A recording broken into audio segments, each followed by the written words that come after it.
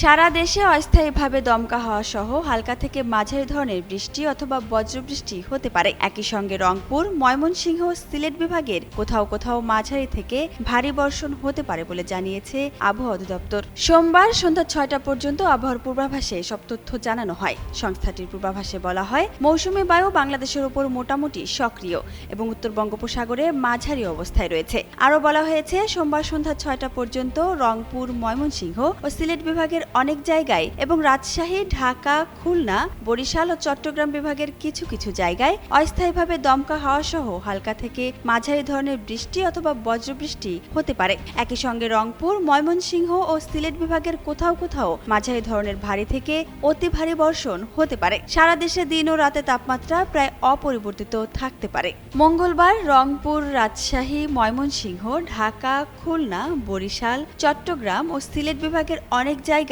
অস্থায়ীভাবে দমকা হাওয়া সহ হালকা থেকে মাঝারি ধরনের বৃষ্টি অথবা বজ্রবৃষ্টি হতে পারে। একই সঙ্গে দেশের কোথাও কোথাও মাঝারি ধরনের ভারী থেকে ভারী বর্ষণ হতে পারে। সারা দেশে দিন ও রাতের তাপমাত্রা সামান্য কমতে পারে।